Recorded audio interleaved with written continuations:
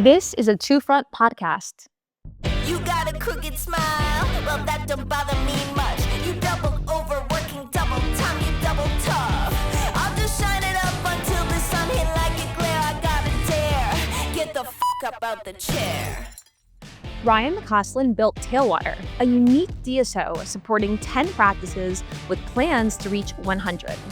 With a background in healthcare and tech startups, he's revolutionizing dentistry by prioritizing people, patients, and profits in that order.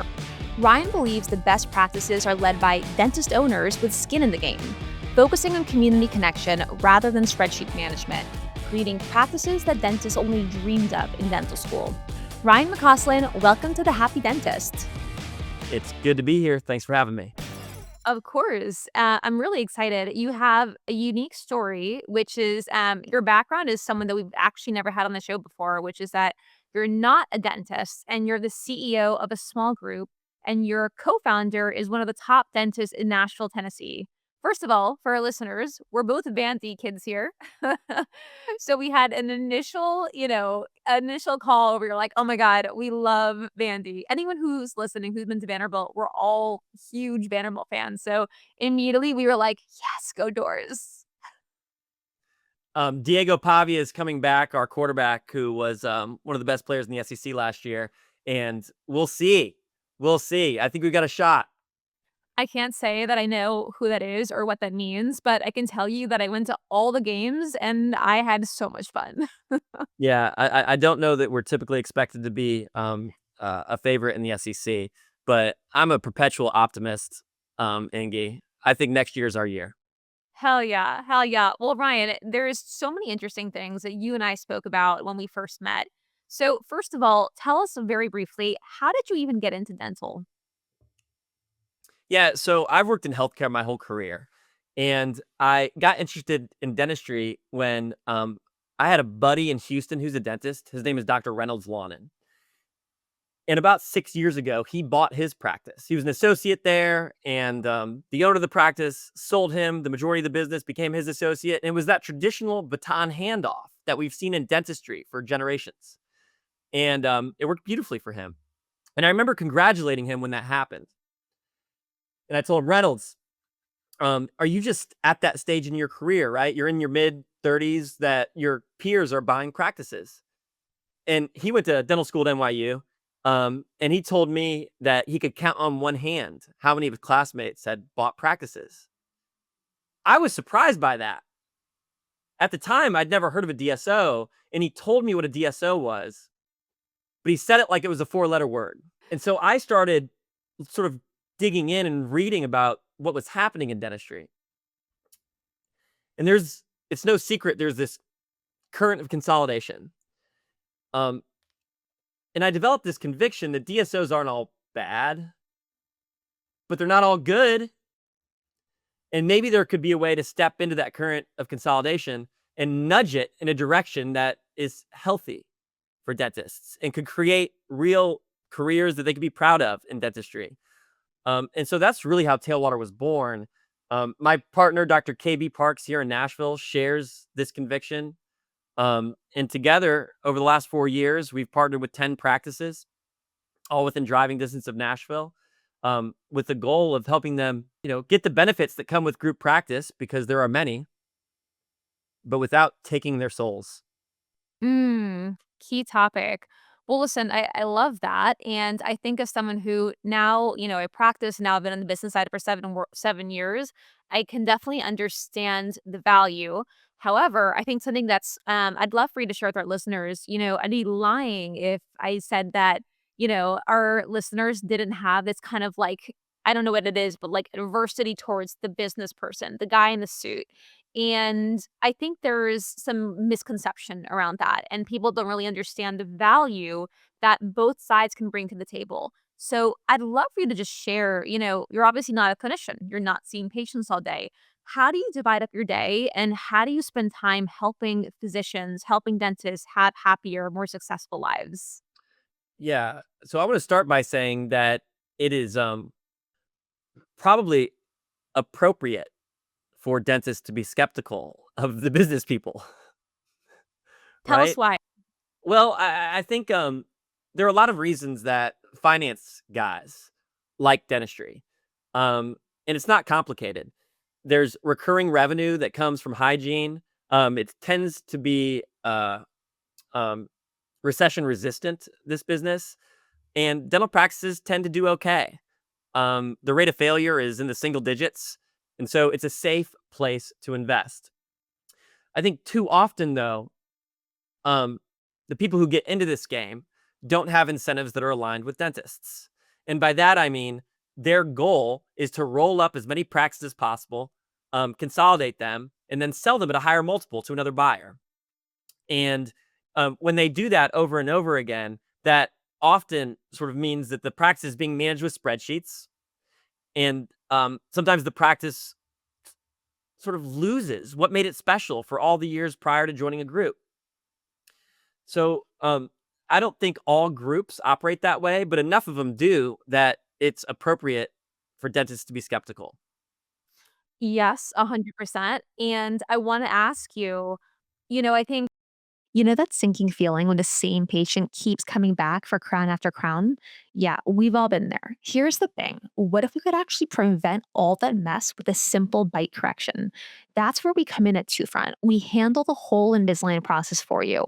I'm talking zero ClinChecks, zero lab bills, barely any chair time. Oh, and we take on the liability too. Your patient gets a healthy bite that'll save them thousands down the road. You get to be the hero who prevented years of dental drama. It's honestly a no brainer. Check out Two Front and start helping your patients dodge a lifetime of dental work today. I'll actually share a quick story, which is that I was at a dental conference maybe 2 years ago, and someone on the dental technology side said, you know what, this tech thing just isn't working out for me. I think I'm going to get into rolling up dental practices. And told me that, and I definitely cringed. I was Mm, definitely like, you're in this to make a huge profit. You're trying to make money, and there's nothing bad about that. Like, I believe that capitalism can be used for the better, but the problem is that when you're not, in my opinion, and I'd love your thoughts here, when you're not clinician led, like when you haven't actually treated patients, my worry is that the actual patient gets forgotten.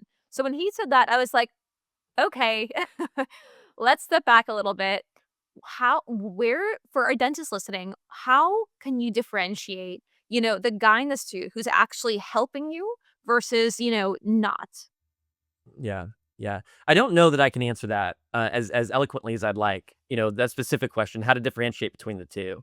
I do think that if anyone out there is considering joining a group, they should have conversations with the dentists who are a part of that group already, especially those who have sold their practice to that group, because their experience is going to be informative. Um, Now, I agree with you. It's for the last 20 years, there's been a feeding frenzy. And there's been so much interest in this space, so private equity money is flooded in. I think one of the things that makes Tailwater different is that we don't follow a traditional private equity playbook. And by that I mean, a lot of those groups raise money, go out and buy as many practices as they can over the course of 5 years, with an explicit goal to exit in 5 years and to flip them. And I think that sometimes creates short term incentives that aren't healthy for the long term success of a practice or the dentists who are there. We talk a lot at Tailwater about prioritizing people, patients, and profits in that order. We need all three, right? But we believe that if you can prioritize and take care of the people who are helping our patients, the patients are going to feel that. And if the patients feel that, then this business is profitable and everyone's going to win. I love And I that. think we're able to do that in part because we're taking a long view. I'm 43 years old. No, that's not true. I'm almost 43. I'm having the most fun I've ever had professionally. And I'd love to do this for decades with the dentists who chose to sort of be a part of this. So our goal isn't to sort of buy a bunch of practices and flip them. Our goal is to build something really special and enduring in this industry and create special careers and build long term wealth together. I love it. And speaking of that, the people, the passion, and the profits, another passion that you and I share is a love for Danny Myers. So, talk to me about how you inject these principles into your group. Yeah, so for those who are listening who maybe don't know Danny Meyer, he is the founder of Union Square Hospitality Group out of New York. And I'm pretty sure I'm right about this. You might fact check me, but I think he was the first person to ever win a James Beard Award who wasn't a chef. They created a new category for him, which was, I think, Restaurateur of the Year. And Danny Myers had so much success in this space. Restaurant businesses are hard, right? Um, but he somehow has created this reputation in the industry for being kingmakers for chefs, right? If you get to work at a Danny Meyer restaurant like Union Square Cafe, then it's sort of the industry recognizes that you've made it. Okay. So how does he do that? Well, he wrote this book called Setting the Table, which I think I read maybe for the first time 6 years ago. And he talks a lot about how at Union Square Hospitality Group, um, they're successful financially, but he says they're all soul. And that resonates so much with me because I went to business school. I can read financial statements and I know how spreadsheets work, but really I'm a culture guy who can do finance stuff. And I believe that dental practices share so much um, in common in some ways with restaurants and hospitality industry. Danny says that hospitality is when people feel like you're doing things for them, not to them. And so much of that resonates with me in dentistry. We want the patients who our dentists and our hygienists see, um, not to be seen as crowns when they come in the door, but to be seen as neighbors and community members and people they're going to see at the grocery store. And I think if you treat people that way and try to remember their kids' names and know where they vacation and build real relationships with the patients you're serving, like that actually increases the lifetime value of the patient. You don't have to put a crown on everything the first time they come in if you can earn their trust for the long term. Isn't that ironic? That if Yeah, you yeah. just do what's right, you will make more money. And by the way, that Danny Meyer line is one of, like, my favorite lines, I think, like, in history. With the And hospitality line. oh, yeah. Yeah. Well, the other one that I love that you may be familiar with is he said, uh, business, like life, is all about how you make people feel. Mm. It's that simple and it's that hard. Yeah. And I think there's a lot of truth to that in the relationships that we engender with the dentists and their teams that we support. And that translates to the relationships dentists have with their patients. Clinical skills are table stakes, and the rest is about how you make people feel. I love that so much. The way that we internalize that on my team is we always just say, "Just give value." And whatever you do, if you're talking to a patient, if you're talking to a dentist, if you're making a piece of content, just give value. As long as you're giving value to that person, then you're doing a great job. So let's talk about soul. Soul is something that you and I talked about a lot, which is, and to be honest, I think, as much as I've loved Danny Meyer for the longest time, I think the way you just phrased it, something just clicked in me because you said that if you're a chef to get to work at a Danny Meyer's restaurant, he makes you look a king, right? And that's such a good point because I didn't realize a correlation to dentistry. If we can have a Danny Meyer build an infrastructure that makes the dentist the king and the queens, why wouldn't it correlate? One of my favorite books is that the best artists steal. So why don't we create a group practice that makes dentists kings and queens? We know that dentists and solo practices are lonely, they're overworked, they're having staffing issues. So I'm curious at your group, obviously this is core to how you operate. How do you think that you do that in dentistry? How do we make the dentists the kings and the queens? Yeah, I love that question. And I don't know that we figured it all out yet, but that's definitely our North Star. I believe that dentists are the natural leaders of practices. Whether they like it or not, that's what they're signing up for when they're joining a practice because everyone's looking to them for leadership and guidance. And what we try to engender is like, well, let's back up.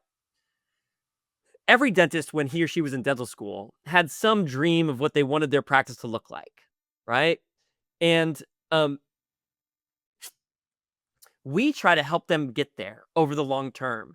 And by that, I mean, like, this isn't McDonald's, right? Like, there's a lot of let's go back to the restaurant industry, okay? The biggest, restaurant business in the world is McDonald's. And there's a lot of ways to measure success in this industry, but one way is just to measure revenue and number of stores. And McDonald's blows the rest of them away by those metrics. Um, Everything's the same if you get a Big Mac in Chicago and you get a Big Mac in London. And it's going to be the same experience.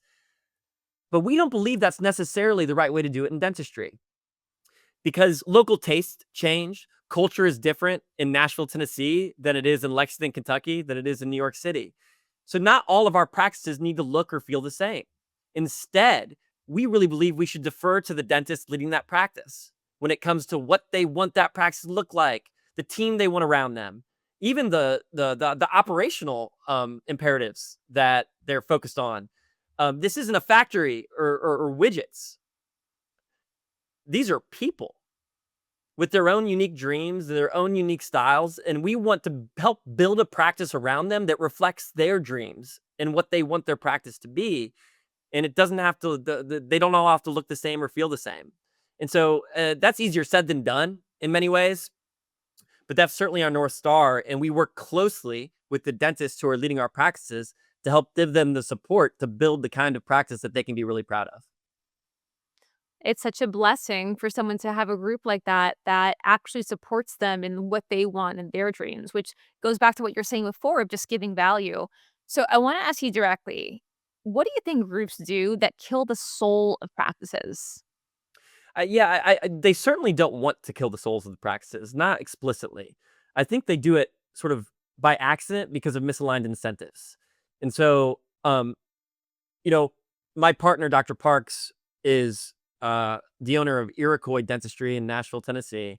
And I'm biased, but I think it's one of the best general dentistry practices in the country. It's 77 years old. It's 100% fee for service. It's got 13 operatories. It looks like restoration hardware, Wow. right? And they've served 5 generations of the same families in that neighborhood in West Nashville. Wow.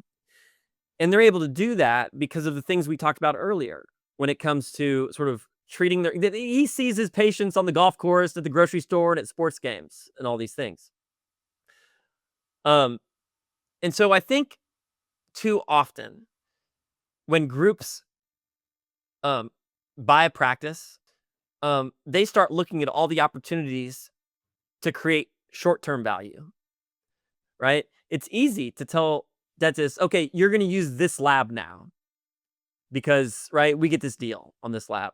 Or it's easy to say, we're going to make you switch to this supplier because we get preferred pricing with this supplier. But the problem with that in some ways is maybe sometimes their equipment rep or their supplier is their brother-in-law and they see them at Thanksgiving, Mm. right? Because so often in smaller communities, right, like everyone knows each other. And so instead of taking a command and control top-down approach to supporting our practices, what we've done is we have preferred pricing with supplier and we have good deals with labs. And we have an idea for what operational changes could be made to help the practice become the best version of itself. So there is a tailwater way. But I think an important distinction is that it's a menu that we make available to the dentist that we're supporting, and it's still their call whether they want to take advantage of some of these things. And so again, it's not a top-down command and control approach. Instead, it's a bottoms-up, right, dentist-led decision when it comes to sort of all the things that are involved in running their practice successfully. If they want to take advantage of some of the services we provide, we're glad to help them. I love that so much, and I've heard it a couple times, and I think one thing that it just might be hard to understand for, the non-dental owner is how personal dentistry is. Yeah. It's so personal. Like, if someone told me what composite to use on attachments, my blood would boil. Like, Right. I know what attachment I like. I don't Yep. care what it costs. I'm gonna do the best thing for the patient. I know that patient trusts me. So I don't care about the discount. I'm gonna do whatever's best for the patient. And I think that's really hard to understand sometimes if you're not the person treating the patient, looking them in the eye and promising them the kind of quality that you're telling them that they're gonna get. And so I really like that you're just saying, like, this is a menu and this is available to you. But if it doesn't meet your needs, it's not for you. I'm here to help however that I can. And I trust you to make the best decision for the patient because we all win when the patient is happy and they stay at our practice because they get quality care. Exactly. So the idea that we started with that Danny Meyer is successfully sort of being a kingmaker for chefs and supporting them, right? That is a helpful framework, um, because chefs are artists, and artists can be mercurial and really specific with their tastes and their ingredients, and in some ways, dentists are really similar. I was gonna say Um, they're like almost identical. yep. And so, who wants to take the art out of it, right? What good does that do to anyone? Um, we want them to practice dentistry. They want to practice dentistry and help them become the best versions of themselves. 100%. I love it so much, and I love to hear that this group in Nashville, Tennessee, my home base for 6 years, is doing just that. So, Ryan, the last thing I wanna ask you is for our listeners who are wanting to learn from you and, you've grown to 10 practices, if you were to give advice, someone who is underwater, staffing problems, not making as much money as they want, stressed out, feel like they don't have enough time to actually work on the business, what couple of skills would you tell them to prioritize if they're trying to grow their revenue and work less? Yeah, I haven't reflected on that question, so I'm going to be shooting from the hip. Okay. That's okay. Um, but off the top of my head, for a dentist who's in solo practice or who's at one practice, my advice would be twofold. The first is get some kind of operating system to measure the KPIs that are in the business.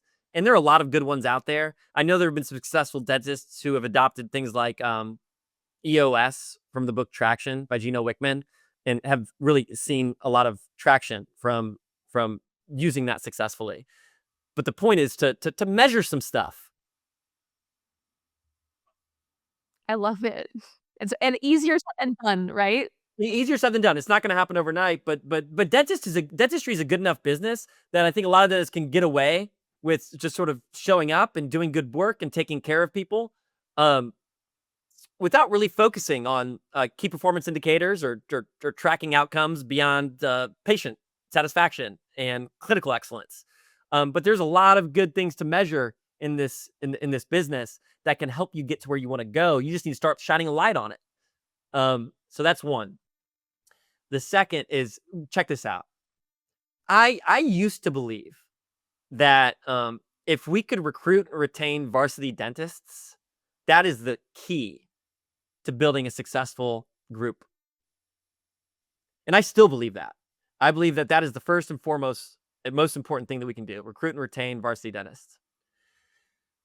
But what I've come to appreciate is the practice managers are almost just as important.